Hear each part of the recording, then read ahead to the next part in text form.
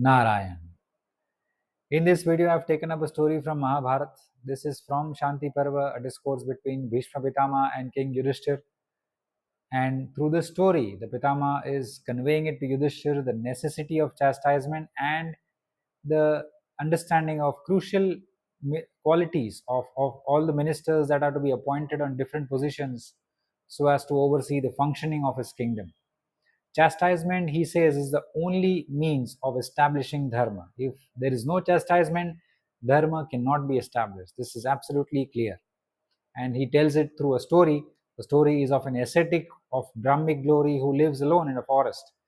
And he uses the two means of chastisement. He incentivizes certain acts which enhance the cause of dharma, and he punishes certain acts which are seen to be against the dictates of dharma. So these two means are very, very important for a king to understand and then to deploy it, employ it in a proper manner so that dharma is established in his kingdom in its entirety.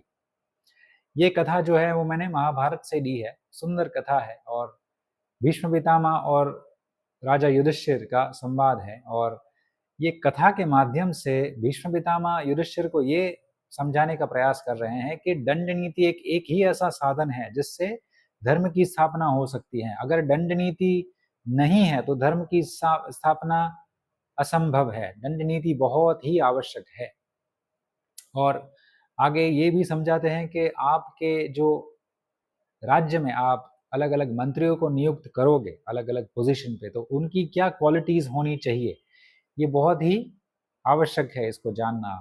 क्योंकि अगर कोई position पे अगर ऐसे व्यक्ति को आपने बिठा दिया जो उस पोजीशन का दुरुपयोग करे, उपभोग करे, तो फिर आपका राज्य भस्म हो सकता है। ये बहुत ही जानना आवश्यक है कि हमें किसको कौन सी कुर्सी देनी है और जो बैठने वाला है उसका स्वभाव क्या है, उसका ज्ञान क्या है, उसका स्तर क्या है, वो कैसा है। तो वो जानने की बहुत ही बड़ी आवश्यकता है। वो आज के युग में भी हमें ये देखने मिलता है कि कोई मंत्री जो बैठा है कोई भी पोजीशन पे, कोई गद्दी पे, तो वह नियुक्त किया गया है पर वो उपभोग कर रहा है, उसका जो उसको उसकी जो कर्तव्य पालन की जो भावना है वो उसमें नहीं है। तो फिर क्या होता है हम सबको पता है क्या होता है। तो ये भीष्म पितामह बहुत ही चुस्त है धर्म के विषय में और ये युधिष्ठिर को ये कथा के द्वारा ही समझाने का प्रयास कर रहे हैं। एक सुंदर, एक पवित्र और वेदज्ञ ब्राह्मण ऋषि एक वन में रह रहे हैं, अकेले रह रहे हैं जहाँ पे कोई दूसरे मनुष्य नहीं है और वो ब्रह्म तेज से युक्त है। ऐसा लिखा है, ब्रह्म तेज, ब्रह्म को जान चुके हैं, ब्रह्म में लीन ही है और अधिकतर समय वो ध्यान में ही व्यतीत करते हैं, ब्रह्म के चिंतन में ही व्यतीत करते हैं। मगर वो जहाँ रह रहे हैं वो अकेले हैं, मगर उसके साथ में ऐसे ऐसे भयानक जानवर भी रह रहे हैं, जैसे गेंडा है, हाथी है, बाघ है, शेर है, चीता है। ये सब उनके साथ में रह रहे हैं और इनको कुछ नहीं कर रहे हैं क्योंकि ये ऋषि का बहुत ही सौम्य स्वभाव है, सरल स्वभाव है, कोमल हृदय वाले हैं, पर तेजस्वी है, तपस्वी है। तो और उनको एक और ज्ञान उनको प्राप्त है कि वह जानवरों की भाषा भी जानते हैं, तो जानवर के साथ भी वो संवाद करते हैं। तो ऐसा लिखा है कि सभी सभी जानवर उनको मिलने आते हैं, उनको आदर से उनको नमन करते हैं, उनके पास बैठते हैं, कुशल मंगल पूछते हैं जानवर ऋषि को, ऋषि भी उनको कुशल मंगल पूछते हैं।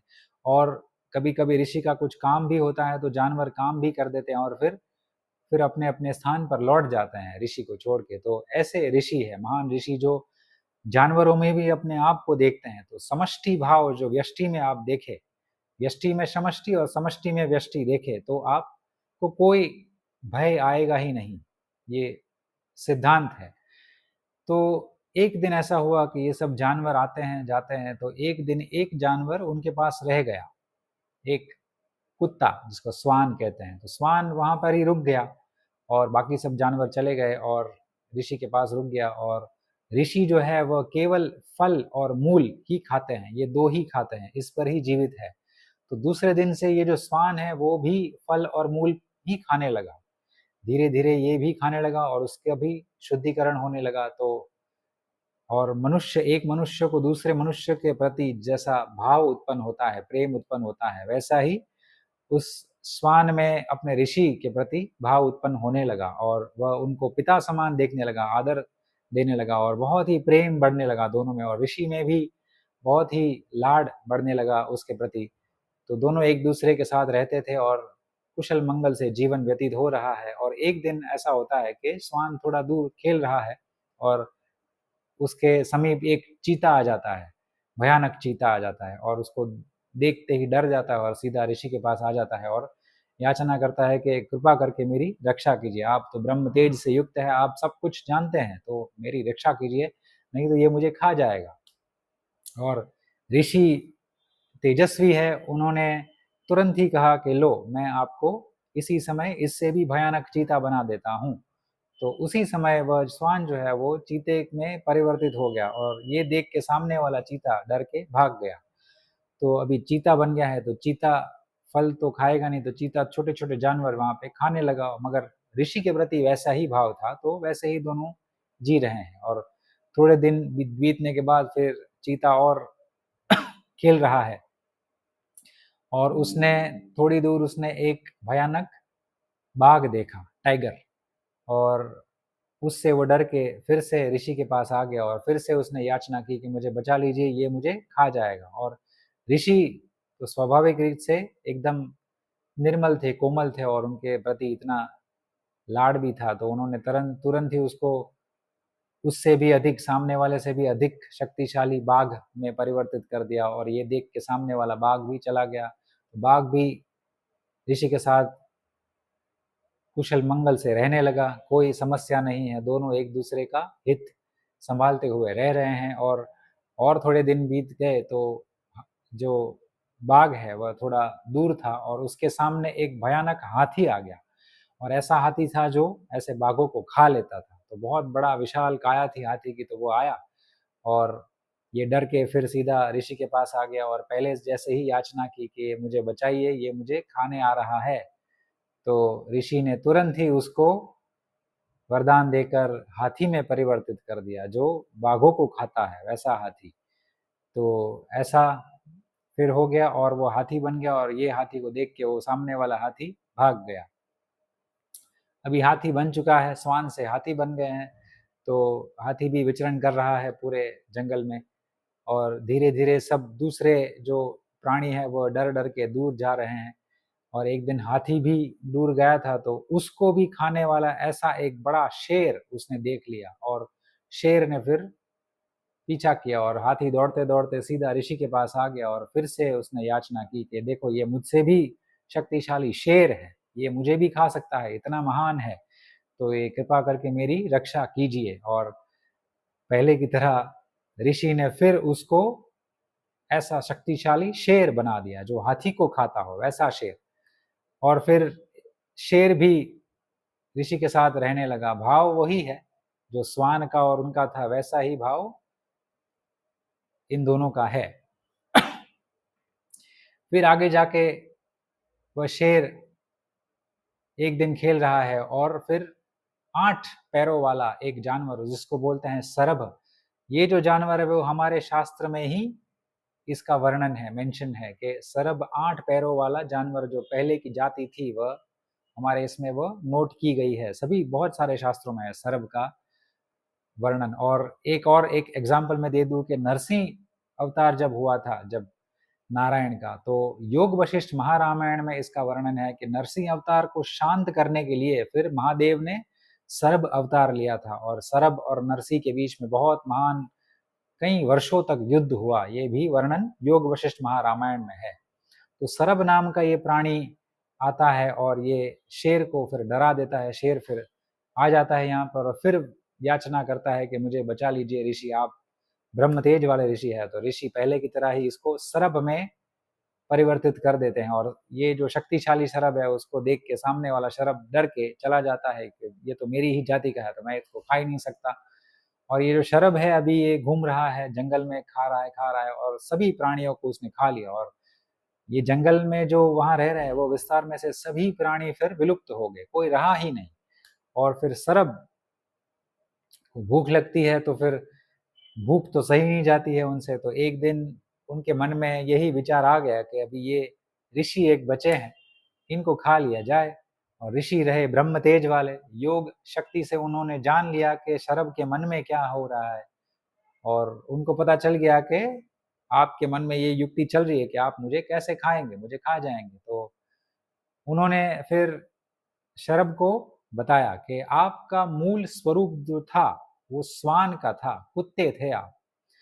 कुत्ते से फिर मैंने चीता बनाया, फिर मैंने शेर बनाया, हाथी बनाया, फिर वापस एक बाघ बनाया, फिर हाथी बनाया, फिर शेर बनाया, और फिर आप शरभ के रूप में अभी आ गए हैं और आप मुझे ही खाने पे तुले हुए हैं। ये आपका विचार है आपके मन में, मुझे पता है।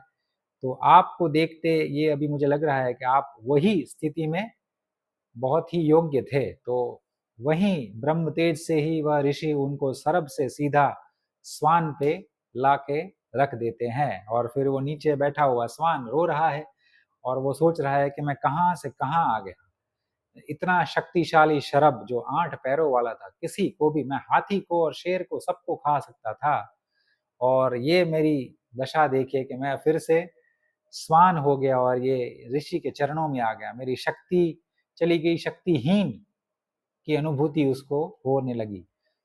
तो ये जो कथा है, फिर ऋषि ने उनको फिर भगा दिया उनको वहां से। और ये कथा के माध्यम से भीष्म पितामह ये कह रहे हैं युधिष्ठिर को कि अगर एक श्वान को आप अगर गद्दी पे बिठाओगे तो श्वान राजा नहीं बनेगा, या उस जो गद्दी का जो उपयुक्त जो उसका मंत्री है वह नहीं बन पाएगा, वो गद्दी की शोभा नहीं बढ़ाएगा। श्वान श्वान ही रहेगा। तो श्वान की जगह श्वान पे ही रहने दीजिए, और जो वहां पे नियुक्त किया जाना चाहिए ऐसे ही मनुष्य को नियुक्त किया जाना चाहिए। तो ये सूक्ष्म ज्ञान भीष्म पितामह हमें देते हैं कि सभी की एक अलग अलग जगह होती है, सभी के प्रति हमको प्रेम भाव रखना है, जानवर के प्रति भी प्रेम भाव रखना है। बिल्ली हो, चूहा हो, चींटी हो, कुछ भी हो, हमारे घर में भी कभी छोटे छोटे जानवर आ जाते हैं, सभी के प्रति प्रेम भाव रखना एक सनातन सिद्धांत है, मगर सभी की एक जगह होती है। अगर सभी के प्रति प्रेम भाव रखे तो सभी फिर घर पे क्यों नहीं लाते? अगर लोग कुत्ता भी पालते हैं तो लोग शेर को क्यों नहीं रखते घर पे? क्योंकि शेर तो खा जाएगा। शेर के प्रति भी रखना चाहिए, चीते के प्रति भी रखना चाहिए। तो ऐसा फिर ये तो पक्षपात ही हो गया ना। तो ये जो मेन भीष्म पितामह हमें बता रहे हैं कि मंत्री जो नियुक्त किए जाते हैं तो उनमें जो खूबी होती है, उनमें जो उनके जो स्वभाव होते हैं, उनके जो गुण होते हैं, उनको देखते हुए उनका ज्ञान, उनकी जो परीक्षा ली जानी चाहिए, तो ये सब करने के बाद ही आपको उनको नियुक्त करना चाहिए, जिससे आपका राज्य फूले-फले और सभी प्रजाओं में सब मतलब ऐसा कुछ बैर ना आए और प्रजा एकदम प्रॉस्परस हो जाए। कोई भी गरीब न रहे, कोई भी दरिद्र न रहे, और कोई किसी के जीवन में कोई दुःख ना आए, और सभी आगे बढ़े और सभी की प्रॉस्पेरिटी बढ़ती रहे। तो ये बहुत ही आवश्यकता है कि आप जो मंत्री नियुक्त करते हो, तो मंत्री के स्वभाव, मंत्री का वर्ण, मंत्री का जो ज्ञान का स्तर है, मंत्री क्या कर रहा है, क्या सोचता है, उसका समर्पण भाव कैसा है, उसको धर्म का ज्ञान है कि नहीं, तो ये बहुत ही आवश्यक है। अगर आप जहाँ पे शेर को बिठाना चाहिए, आप श्वान को बिठा देंगे, तो वो श्वान शेर नहीं बन जाएगा। तो शेर शेर ही होता है, श्वान श्वान ही होता है। तो जिसकी जहाँ जगह होती है वहीं पर उसको होना चाहिए। तो ये तो विधि का विधान है, क्योंकि पुरुष पुरुष के रूप में जन्म लेता है, स्त्री स्त्री के रूप में ही जन्म लेती है। तो दोनों का अलग अलग विधान है, उन दोनों को ये उसका पालन करना चाहिए। अगर नहीं करेंगे तो फिर दोनों दुखी होंगे। अगर एक मृग है, डियर है, वह शेर की भांति अगर हम उसको बड़ा करें, तो वो आगे जाके शेर नहीं बनेगा। और शेर को डियर के जैसा ही हम बड़ा करें, छोटे से लेकर बड़ा, तो वह डियर ही रहेगा, और वो फिर अपने शेर का जो वास्तविक स्वरूप है उसको जान ही नहीं पाएगा, उसकी शक्ति है वो जान नहीं पाएगा। और जब इन दोनों का मिलाप होता है, जब भी कोई असली शेर आता है, तभी वो जो शेर को जो जो हमने डियर के जैसे ही रेज किया है, बड़ा किया है, तो वो तो हार ही जाएगा। तो ये बहुत ही आवश्यकता है। ये जो ज्ञान है वो हम घर में भी लागू कर सकते हैं, क्योंकि चैस्टाइजमेंट जो दंड नीति है, हमें अच्छे कर्म को बढ़ावा देना है। तो हमें वो कर्म जो हमारे घर में सब लोग करते हैं, जैसे पति के लिए पत्नी है, माता पिता के लिए संतान है, बड़े भाई के लिए छोटा भाई है, छोटी बहन है, या बड़ी बहन के लिए छोटा भाई है। तो जो अच्छे-अच्छे कर्म करते हैं उनको हमें बढ़ावा देना है, तो उनको हमें इंसेंटिव देना है, उनको प्रोत्साहन देना है, जिससे धर्म आगे बढ़े, हमारे घर में ही धर्म आगे बढ़े। अगर कोई अधर्म का काम करता है, जो धर्म के विरुद्ध है, तो उनको हमें वहीं रोकना है, उनको पनिशमेंट देनी है। और पनिशमेंट ऐसा नहीं है कि बहुत बड़ी होनी चाहिए, मगर पनिशमेंट देंगे तभी उनका शुद्धिकरण होगा। पनिशमेंट एक प्रकार से उनका उद्धार ही करेगी, दंड उनका उद्धार ही करेगी, क्योंकि उनको पता चलेगा कि मैंने भूल किया तो ये दोबारा रिपीट नहीं करेंगे। तो ये बहुत ही आवश्यकता है। तो ये हमें घर में अगर हम इसका आरंभ करें, दंड नीति का, छोटे-छोटे माध्यम से, कि हम अच्छे कर्म को प्रोत्साहित करें, बुरे कर्म को हम अरेस्ट करें, उनको दंडित करें, तो फिर वो बढ़ेंगे नहीं, उनको बढ़ावा नहीं मिलेगा।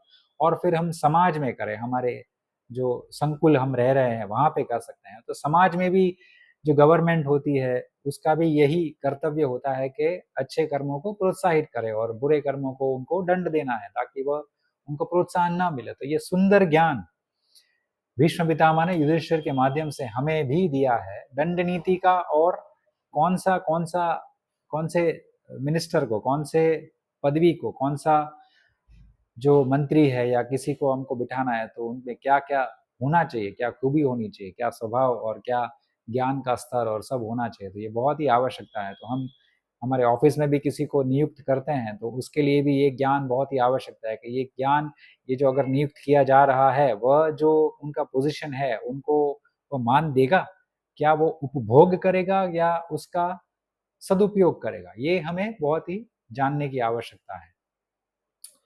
तो मैं यहीं अंत करता हूँ। अगर आपको ऐसी कथाएँ पसंद हैं, ऐसी आपको सूक्ष्म भावार्थ वाले संवाद जो हमारे शास्त्रों में भर-भर के हैं, वो आपको पसंद है, तो आप मेरे चैनल को सब्सक्राइब कर सकते हैं। And I will always request you to follow the channel called Govardhan Math. Govardhan मठ चैनल जो यूट्यूब पे है, उनको अवश्य फॉलो कीजिएगा। ये मेरे वीडियो में मैंने नीचे उसको फीचर्ड चैनल में भी लिंक रखा है, आप उनको डायरेक्टली फॉलो कर सकते हैं और उनसे भी आप ज्ञान प्राप्त कीजिए। और वो ज्ञान आपको पूरा संपूर्ण ज्ञान मिलेगा, कॉम्प्रिहेंसिव नॉलेज ऑफ वैदिक वांग्मय का पूरा ज्ञान आपको मिलेगा। और अगर आप चरितार्थ करते हैं तो आपका मंगल ही मंगल होगा। शिव शंकर प्रलयंकर।